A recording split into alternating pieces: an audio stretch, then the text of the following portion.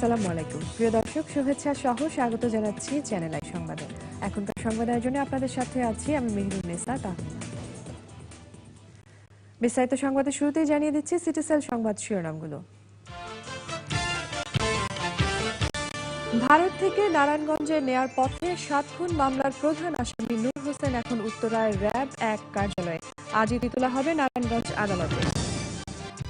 কথা সাহিত্যিক ও নির্মাতা প্রয়াত হুমায়ূন আহমেদের ৬৭তম জন্মদিন আজ। চ্যানেল আই প্রাঙ্গণে হিমু মেলা সহ নানা আয়োজন। রাজধানীতে ৩ দিনের আন্তর্জাতিক লোকগানের উৎসব শুরু। ঢাকা ফোক ফেস্টের প্রথম দিনে হাজার হাজার শ্রোতা। লেবাননের বৈরুতের একটি আবাসিক ও বাণিজ্যিক এলাকায় আত্মঘাতী বোমা হামলায় ৪৩ জন নিহত, আহত ২০০। এবং সিরিজের প্রথম টি-20তে আজ জিম্বাবুয়ের মুখোমুখি বাংলাদেশ। ওয়ানডের সাফল্য ধরে রাখার প্রত্যয় টাইগারদের। সংবাদে এছাড়াও থাকছে গতকালের খবর।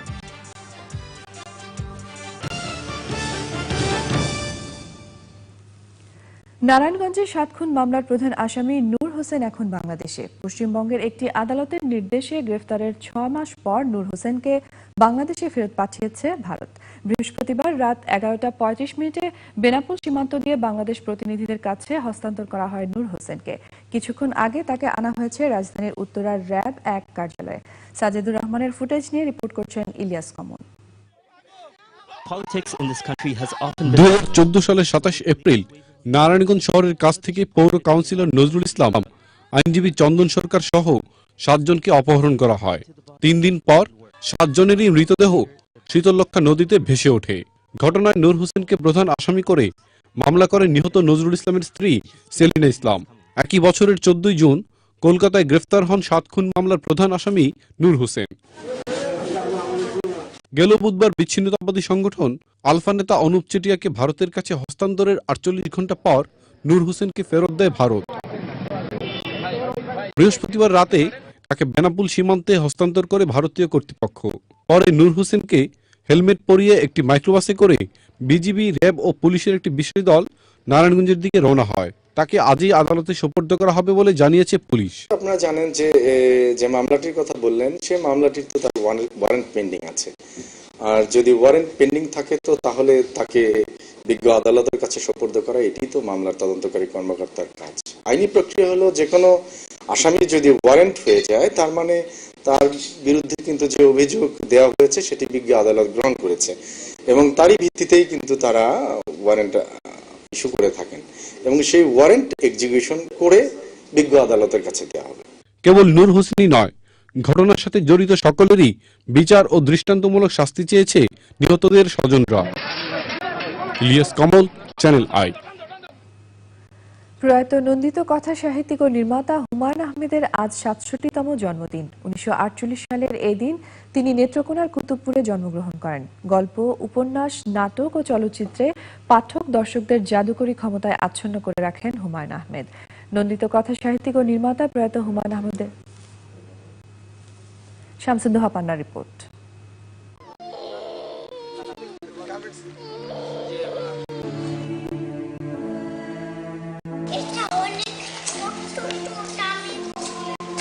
স্বভাবসুলভ রসিকতায় কাছের মানুষ আর ভক্তদের নিয়ে জন্মদিন পালন করতে পছন্দ করতেন হুমায়ূন আহমেদ। অসুস্থ অবস্থায় প্রিয় নুহাশপল্লীতে আনন্দ আয়োজনে জন্মদিন উদযাপন করেছেন জাদুকর এই লেখক। জন্মদিনের আয়োজন আগে যেভাবে হতো এখন আমরা সেভাবেই করছি। আগেও রাত ১২টা ১ দক্ষিণ হয় আমার বাসায় কেক কাটা হতো। সেখানে হুমায়ূন আহমেদের সমস্ত প্রিয় মানুষরা উপস্থিত থাকতেন। শুধু পার্থক্য একটাই, যে এখনো রাত ১২টা ১ কেক কাটা হবে, হুমায়ূন আহমেদ কেক কাটবেন না, কেকটা কাটবে হুমায়ূন আহমেদের কনিষ্ঠ ২ পুত্র নিশাদ হুমায়ূন আর নিনিত হুমায়ূন। ১৯৭২ সালে প্রকাশিত প্রথম উপন্যাস নন্দিত নরক দিয়ে বাংলা কথা সাহিত্যে পালাবদলের ইঙ্গিত দিয়েছিলেন হুমায়ূন আহমেদ। এরপর শঙ্খনীল কারাগার, লীলাবতী, জ্যোৎস্না ও জননীর গল্প, মধ্যাহ্ন, বাদশাহ নামদার সহ ২০০-রও বেশি উপন্যাস রচনা করেছেন হুমায়ূন আহমেদ। তার উপন্যাসের চরিত্র হিমু, মিসির আলী, শুভ্র বইয়ের পাতা থেকে টেলিভিশনের পর্দা কিংবা সেলুলয়েডে তরুণ তরুণীদের আপনজন হয়ে ওঠে। 1980 সালে নাটক রচনা শুরু করেন হুমায়ুন আহমেদ। তার লেখা নাটক এইসব দিনরাত্রি জনপ্রিয়তার পর তিনি তৈরি করেন বহুব্রীহি, অয়ময়, কোথাও কেউ নেই, নক্ষত্রের রাত, উড়ে যায় বকপক্ষী সহ বহু নাটক। 1990 সালে তিনি শুরু করেন চলচ্চিত্র নির্মাণ। 1994 সালে মুক্তি পায় তার প্রথম চলচ্চিত্র আগুনের পরশমণি। এরপর একে একে তিনি তৈরি করেন শ্রাবণ মেঘের দিন, দুই দুয়ারি, চন্দ্রকথা, শ্যামল ছায়া এবং আমার আছে জল সহ বহু চলচ্চিত্র। তার নির্মিত শেষ চলচ্চিত্র ঘেটুপুত্র কমলা। এরপর থেকেই হুমায়ুন আহমেদের শারীরিক অবস্থা খারাপ হতে থাকে। এক পর্যায়ে ক্যান্সার চিকিৎসায় তাকে যেতে হয় যুক্তরাষ্ট্রে। কোটি বাঙালিকে কাঁদিয়ে 2012 সালের 19 জুলাই মৃত্যুবরণ করেন হুমায়ুন আহমেদ।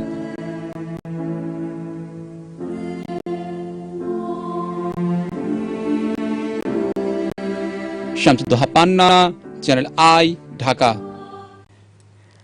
নন্দিত কথা সাহিত্যিক ও নির্মাতা প্রয়াত হুমায়ুন আহমেদের 67তম জন্মদিন উদযাপনে নানা আয়োজন করা হয়েছে। রাত 12:01 রাজধানীর ধানমন্ডির দক্ষিণ হাওয়া বাসভবনে হুমায়ুন আহমেদের পরিবারের সদস্য এবং একান্ত আপনজন বন্ধুরা কেক কেটে জন্মদিন উদযাপনের সূচনা করেন।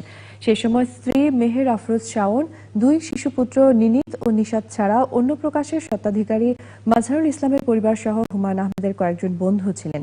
ঘরোয়াভাবে কেক কাটার আয়োজন করা হয়। দিনভর লেখকের স্মৃতি বিজড়িত নুহাস পল্লীতে রয়েছে নানা অনুষ্ঠান।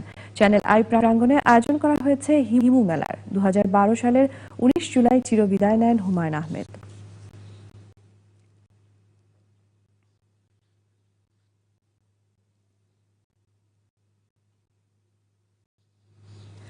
ঐশীর এমন পরিণতি সমাজের জন্য একটি বড় শিক্ষা বলে মনে করছেন মনোবিজ্ঞানী এবং সমাজবিজ্ঞানীরা। তারা মনে করছেন মাদকের হাত থেকে তরুণদের বাঁচাতে রাষ্ট্র এবং পরিবারকেই বড় ভূমিকা রাখতে হবে।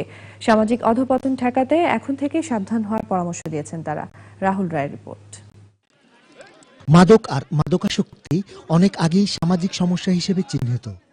মা বাবাকে হত্যার মতো ভয়ানক পরিণতির জন্য ঐশীর মাদকাসক্তিকে দায়ী করেছেন বিশেষজ্ঞরা। এরকম রায়ের প্রয়োজন ছিল, কারণ আমরা যারা মাদক চিকিৎসা করি আমরা দেখি ঘরে ঘরে এই ধরনের অসংখ্য ঐশী রয়েছে। তাদেরকে চিকিৎসার জন্য নেওয়া যায় না। তারা অত্যন্ত সহিংস, নিষ্ঠুর, নির্মম। বাবা মার গলায় ছুরি ধরতে কার্পণ্য করে না, টাকা দেওয়ার জন্য মাকে চেপে বালিশ দিয়ে চেপে ধরে মেরে ফেলতে উদ্যত হয়। তারা রাগ নিয়ন্ত্রণ করতে পারে না। তরুণ সমাজের অধঃপতন আর সামাজিক অবক্ষয় রুখে মূল্যবোধের বিকাশ ঘটিয়ে মাদককে শক্ত হাতে ঠেকানোর তাগিদ দিয়েছেন তারা। এটা একটা ভয়ঙ্কর ব্যাপার। আমাদের যে আগামী ভবিষ্যৎ প্রজন্ম নষ্ট হয়ে যাচ্ছে এই কারণে। অনেক মেধাবী ছেলে আমি শুনেছি ড্রাগ এডিক্টেড হয়ে বা মাদকাসক্ত হয়ে লেখাপড়া ছেড়ে দিয়েছে। এটা তো আমাদের জন্য খুবই দুর্ভাগ্যজনক ব্যাপার। সুপ্রিম ইমার্জেন্সি হচ্ছে মাদক। এই মাদক আমাদের তরুণদের শেষ করে দিচ্ছে। গ্রাম গঞ্জ, স্কুল, প্রতিষ্ঠান, কিশোর কিশোরী, তরুণ তরুণী ভেসে যাচ্ছে। আমরা তো হতবাক হয়ে যাই। এমন এমন ঘরের ছেলেমেয়েরা চিকিৎসা নিতে আসে। সন্তানের মানসিক বিকাশ এবং নৈতিকতার উন্নয়নে মা বাবাকেই মূল দায়িত্ব পালনের কথা বলেছেন সমাজবিজ্ঞানী এবং মনোবিজ্ঞানীরা। প্রতিটি বাবা মাকে তার সন্তানকে সময় দিতে হবে, সন্তানের খোঁজ খবর রাখতে হবে, কোথায় যাচ্ছে না যাচ্ছে, কি করছে না করছে। সন্তানকে যে পয়সা দিচ্ছে সেটা পরোক্ষভাবে একটা হিসেব রাখতে হবে। সেই সাথে আইন শৃঙ্খলা রক্ষাকারী প্রতিষ্ঠান এবং সমাজ উন্নয়নমূলক যেসব সংগঠন আছে তারা যদি এইসব ব্যাপারে আরো সচেতন না হয়, এই ড্রাগ অন্তত যদি নিয়ন্ত্রণ করতে না পারে, সহজে যাতে তরুণদের কাছে না পৌঁছায়, সেই ব্যবস্থা না করতে পারলে তো এটা উত্তরোত্তর বৃদ্ধি পাবে। বিশেষজ্ঞরা মনে করছেন মাদকের আগ্রাসন ঠেকানো না গেলে ঐশীর মতো পরিণতি অনেকেরই হতে পারে। রাহুল রায়, চ্যানেল আই, ঢাকা। লোকগানের বৈচিত্র্যময় সুর এবং ঝলমলে আয়োজনের মধ্য দিয়ে পর্দা উঠল 3 দিনের আন্তর্জাতিক লোকগানের উৎসব। ঢাকা ইন্টারন্যাশনাল ফোক ফেস্টের প্রথম দিনে হাজার হাজার শ্রোতার আগমনে রাতের নিস্তব্ধতা ভেঙে সরগরম হয়ে ওঠে আর্মি স্টেডিয়াম। সবাই যেন নিজেকে সমর্পণ করে সুরদরিয়ায়। বিশাল সঙ্গীত আসরের মধ্য দিয়ে কয়েকটি দেশের সংস্কৃতির সঙ্গে সেতুবন্ধন তৈরি হলো বাংলাদেশের। মাসরুর শাকিলের রিপোর্ট। ফোক ফেস্টের উদ্বোধনতায় কোনো বক্তব্য নয়, মাটিয়ার মানুষের কথা মেশানো লোকগান দিয়েই। আমি আজকে বিশেষভাবে আনন্দিত যে বাংলাদেশের যে শিকড়ের গান, গ্রাম বাংলার মানুষ যে গান দিয়ে শুনতে শুনতে বড় হয়েছে, আমার মতোই একজন, সেই গানকে একটা ইন্টারন্যাশনাল প্ল্যাটফর্ম নিয়ে আসার জন্য আমরা এই উদ্যোগটা নিয়েছি।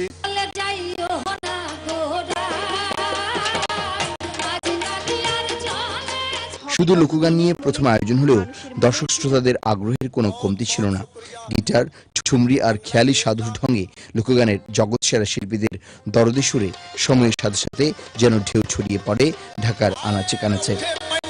টিভি ও সান ইভেন্টসের আয়োজনে বাংলাদেশের লালন শিল্পীরা যেমন প্রথম দিনে গেয়েছেন, তেমনি চোখে তাক লাগিয়েছে গানের সাথে দলীয় নৃত্য। সাথে ভারত পাকিস্তান থেকে আসা শিল্পীদের লোকগানের ফিউশনে 3 রাতের প্রথম রাত পার করলেন লোকগান প্রিয় মানুষেরা। লেবাননের রাজধানী বৈরুতে আত্মঘাতী বোমা হামলায় কমপক্ষে 43 জন নিহত ও 200 জন আহত হয়েছে। শহরের দক্ষিণাঞ্চলের আবাসিক ও বাণিজ্যিক এলাকা বুর্জ আল বারাজানিতে কাছাকাছি দূরত্বে 2টি আত্মঘাতী বোমা হামলা হয়। ধারণা করা হচ্ছে দ্বিতীয় বোমার হামলায় শরীরে থাকা ডেটোনেটর বিস্ফোরণে নিহত হয় তৃতীয় হামলাকারী। এলাকাটি শিয়া হিজবুল্লাহ আন্দোলনের শক্ত ঘাঁটি হিসেবে পরিচিত। সামাজিক যোগাযোগ মাধ্যমে জঙ্গি সংগঠন ইসলামিক স্টেট IS হামলার দায় স্বীকার করেছে। লেবানন যুদ্ধের 25 বছরে সবচেয়ে বড় আত্মঘাতী বোমা হামলার ঘটনা এটি।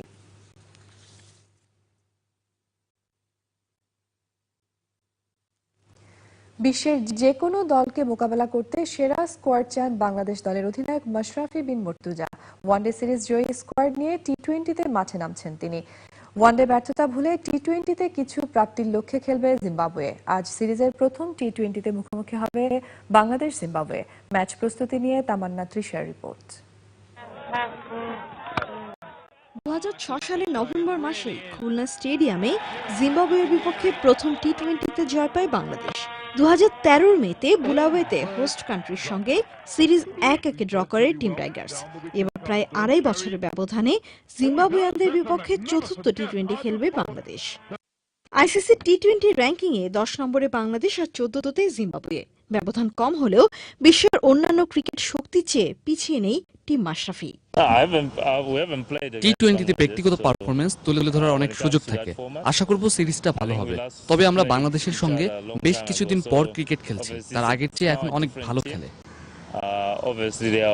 টাইগার অধিনায়ক অবশ্য সেরকমটা ভাবছেন না এখনো।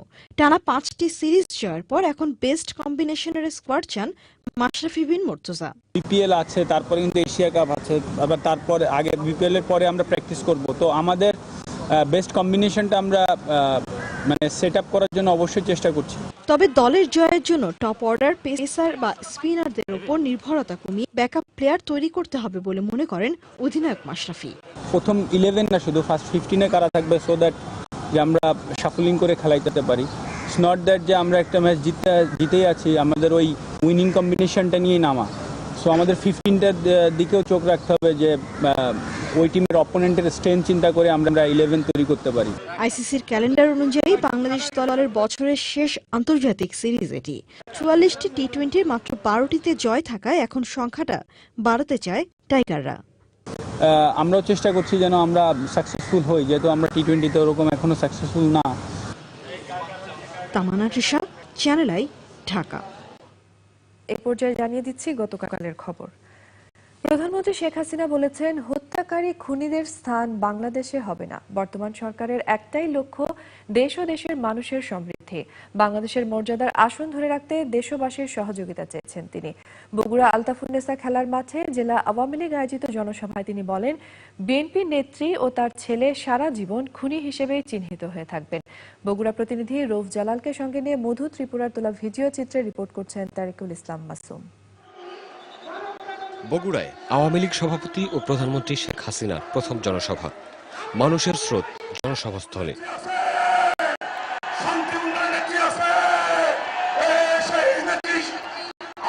প্রধানমন্ত্রী 19টি উন্নয়ন প্রকল্পের উদ্বোধন এবং 15টি প্রকল্পের ভিত্তি স্থাপন করেন।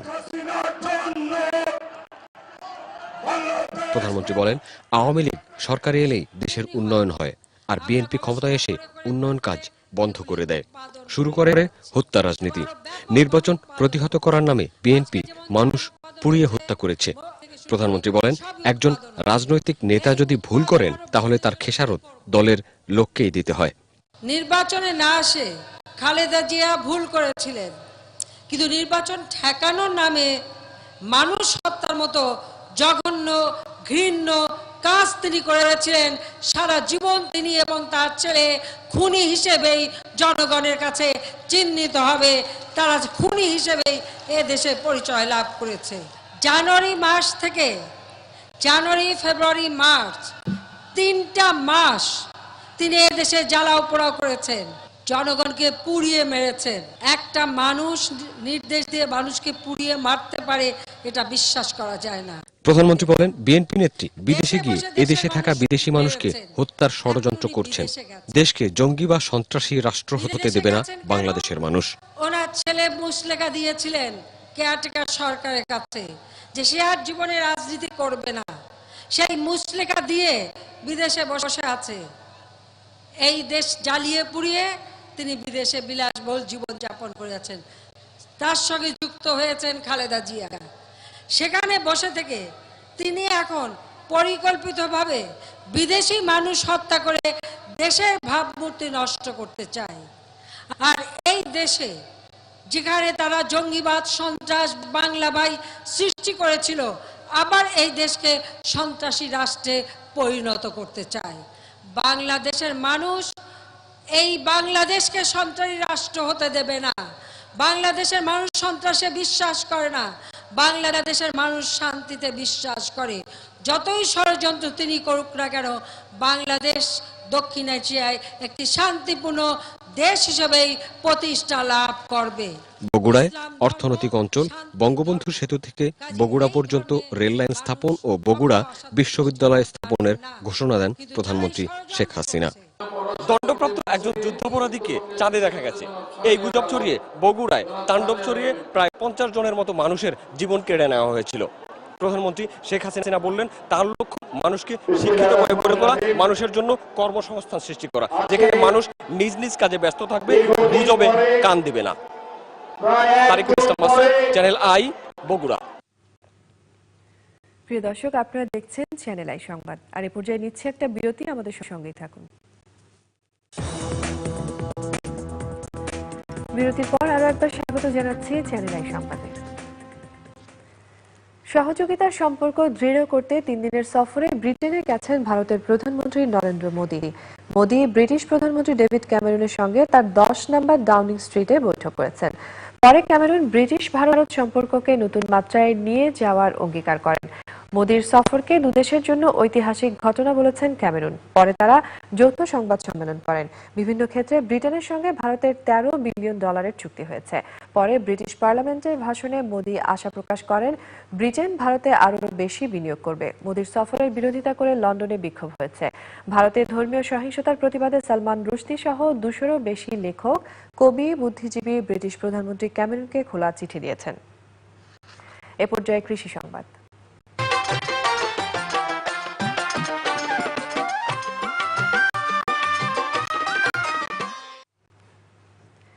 3 বছরের গবেষণায় দেখা গেছে পার্বত্য চট্টগ্রামের আবহাওয়ায় জুম চাষে ধানের সঙ্গে উন্নত জাতের তুলা আবাদ অত্যন্ত উপযোগী। তাই জুম চাষীদেরকে তুলা আবাদে উদ্বুদ্ধ করছে তুলা উন্নয়ন বোর্ড। পার্বত্য অঞ্চলের বিভিন্ন এলাকায় জুমের পাহাড়ি মাটিতে ধানের সাথে তুলা আবাদ করছেন কৃষক। খাগড়াছড়ি প্রতিনিধি দিলীপ চৌধুরীর রিপোর্ট। পার্বত্য এলাকার মাটি ও আবহাওয়া জুমের ফসলের সাথে তুলা আবাদের উপযোগী হওয়ায় প্রান্তিক পর্যায়ে জুমে তুলা চাষের প্রযুক্তি ছড়িয়ে দেওয়ার এই উদ্যোগ। বাংলাদেশ তুলা উন্নয়ন বোর্ড খাগড়াছড়ি সহ 3 পার্বত্য জেলায় গবেষণা করে জানিয়েছে এ তথ্য।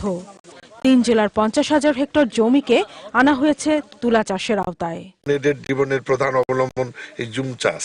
এখানে ধান তারা তাদের স্টেবল ফুড, তারা এটাই খেয়ে বেঁচে থাকেন।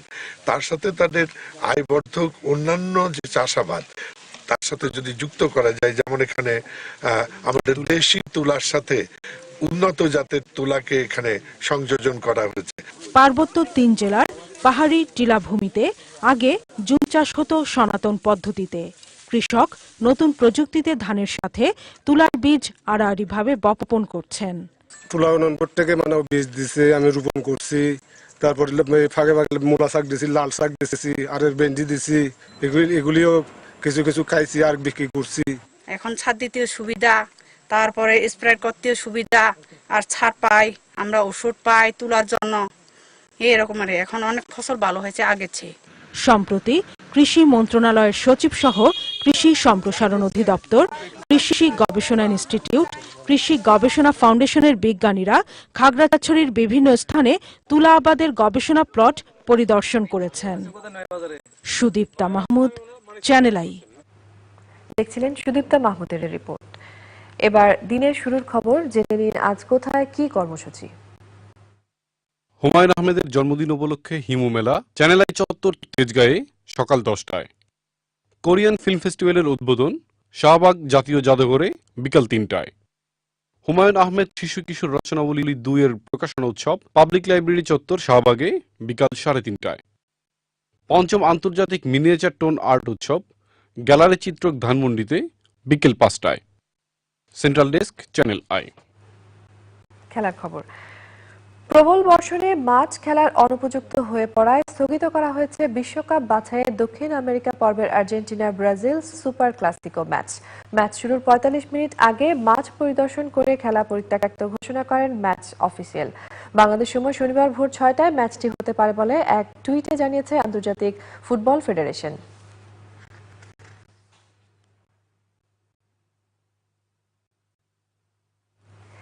বিপিএল এ চিটাগং ভাইকিংসের কোচ হয়েছেন পাকিস্তানি পেসার আকিব জাভেদ। ভারতীয় কোচ রবিন সিং এর পরিবর্তে সিজন 3 এর জন্য আকিবের সঙ্গে কথাবার্তা চূড়ান্ত করেছে চট্টগ্রামের ফ্র্যাঞ্চাইজি। আগামী সপ্তাহেই দলের সঙ্গে যোগ দিবেন সাবেক এই পাকিস্তানি পেসার। রিপোর্ট করছেন আরিফ চৌধুরী। নিয়োগ দিতে যাচ্ছে পাকিস্তানের সাবেক পেসার আকিব জাভেদকে। ভাইকিংসের উপদেষ্টা আকরাম খান নিশ্চিত করেছেন আগামী সপ্তাহে ঢাকায় আসবেন আকিব। ব্যক্তিগত কারণে আসতে পারছে না, সম্ভবত আম্মা অনেক অসুস্থ, তো এর মধ্যে আমরা আবার তাড়াহুড়া করে একটা ভালো কোচ পেয়েছি আকিব জাভেদ। সে কিন্তু খুবই টপ গ্রেডের আপনার কোচ এবং আই এম শিওর ওর থেকে বাংলাদেশি প্লেয়ার যারা আছে, বিশেষ করে বিপিএল এ যারা চট্টগ্রাম ভাইকিংসের জন্য খেলবে, ওরা অনেক কিছু শিখতে পারবে এবং সে কিন্তু ওর রিপুটেশন অ্যাজ এ কোচ অনেক ভালো। পাকিস্তানে অনেক ফাস্ট বলারও তৈরি করেছে। বিকেএসপিতে আপাতত দলকে কোচিং দিচ্ছেন রাজশাহী ডিভিশনাল কোচ এমদাদুল বাশার রিপন। জাতীয় দলের সঙ্গে থাকা তামিম ইকবাল, এনামুল বিজয় আর তাসকিন আহমেদকে বাইরে রেখেই বুধবার থেকে শুরু হয় ভাইকিংসের অনুশীলন। 16 নভেম্বরের মধ্যে যোগ দেবেন বিদেশি ক্রিকেটাররা। এই মুহূর্তে ভালো প্লেয়ারগুলো কিন্তু সবাই ব্যস্ত, যা কিছু ভালো প্লেয়ার আছে ওরা 1 তারিখের পর ফ্রি হবে। তো আমরা এখন যারা আছে ওদেরকে নিয়ে আমরা এখন প্রথম 1 তারিখ পর্যন্ত খেলতে যাচ্ছি আর কি। শ্রীলঙ্কান ক্রিকেট বোর্ডের অনাপত্তি পত্র নিয়ে নতুন ঝামেলায় ভাইকিংস পাচ্ছে না লঙ্কান স্পিনার জিভান মেন্ডিসকে। এটা আমাদের জন্য ব্যাড লাক যে লাস্ট মোমেন্টে কিছু শ্রীলঙ্কান প্লেয়ারদেরকে ক্লিয়ারেন্স পাচ্ছি না ওদের বোর্ড থেকে। তো আমাদের এখানে আপাতত একজনকে আমরা পাচ্ছি না, সেটা হলো যে আপনার জিভান মেন্ডিস, আমাদের খুব ভাইটাল প্লেয়ার ছিল। বিকেএসপির পর 17 নভেম্বর থেকে পুরো দল নিয়ে ঢাকায় অনুশীলন শুরু করবে Chittagong Vikings. Arif Chowdhury, channel I, Dhaka. এবার জানিয়ে দিচ্ছি আজকের জাতীয় দৈনিক পত্রিকাগুলোর গুরুত্বপূর্ণ শিরোনাম। দৈনিক প্রথম আলো, নূর হোসেনকে ফিরিয়ে দিল ভারত। দৈনিক যুগান্তর, ঐশীর ফাঁসির আদেশ। দৈনিক সমকাল, নূর হোসেনকে ফেরত পেল বাংলাদেশ। দৈনিক ইত্তেফাক, বাবা মা হত্যায় ঐশীর ফাঁসি। দৈনিক কালের কণ্ঠ, ফেরত এলেন Noor Hossain. The Daily Star, India set to return Noor. Dainik Janakantha, নূর হোসেনকে ফেরত দিল ভারত। দৈনিক মানব জমিন, খালেদা দেশকে সন্ত্রাসী রাষ্ট্র বানাতে চান। দৈনিক বাংলাদেশ প্রতিদিন, নূর হোসেনকে ফেরত। দৈনিক আমাদের সময়, নূর হোসেনকে হস্তান্তর। দৈনিক ভোরের কাগজ, ঐশীর ফাঁসি। দৈনিক যায় দিন, ফেসবুকে 37 জনের তথ্য চেয়ে একটিও পায়নি সরকার। দৈনিক ইনকিলাব, খালেদা বিদেশে বসে জঙ্গিবাদ কায়েমের পরিকল্পনা করছেন, সেনাবাহিনীর আধুনিকায়নে সবকিছু করা হবে প্রধানমন্ত্রী। দৈনিক দিনকাল, 3 জনকে কুপিয়ে হত্যা। দৈনিক করতোয়া, বিশাল জনসভায় প্রধানমন্ত্রী, বগুড়া বিশ্ববিদ্যালয় সরাসরি রেলপথ হবে। দৈনিক সংগ্রাম, দৃশ্যপট কুষ্টিয়ার ভেড়ামারা, সরকারি দল আওয়ামী লীগ জাসদের ভয়াবহ সংঘর্ষ, নিহত 1। The Daily Sun. Narayanganj 7 murders, India sends back Noor Hussain. The Independent. Oishi gets death for killing parents. The Bangladesh Today. Stay alert, uphold dignity of national flag. Prime Minister to Army. The News Today. Oishi to die for killing parents. The Daily Observer. Oishi to hang for killing parents. সংবাদের শেষ ভাগে সিটিসেল সংবাদ শিরোনামগুলো জানিয়ে দিচ্ছি আরো একবার। ভারত থেকে নারায়ণগঞ্জে নেয়ার পথে 7 খুন মামলার প্রধান আসামি নূর হোসেন এখন উত্তরায় র্যাব 1 কার্যালয়ে। আজই তোলা হবে নারায়ণগঞ্জ আদালতে। কথা সাহিত্যিক ও নির্মাতা প্রয়াত হুমায়ুন আহমেদের ৬৭তম জন্মদিন আজ। চ্যানেল আই প্রাঙ্গণে হিমু মেলা সহ নানা আয়োজন। রাজধানীতে 3 দিনের আন্তর্জাতিক লোকগানের উৎসব শুরু। ঢাকা ফোক ফেস্টের প্রথম দিনেই হাজার হাজার শ্রোতা। লেবাননের বৈরুতের একটি আবাসিক ও বাণিজ্যিক এলাকায় আত্মঘাতী বোমা হামলায় 43 জন নিহত, আহত 200। এবং সিরিজের প্রথম টি-20তে আজ জিম্বাবুয়ের মুখোমুখি বাংলাদেশ। ওয়ানডের সাফল্য ধরে রাখার প্রত্যয় টাইগারদের।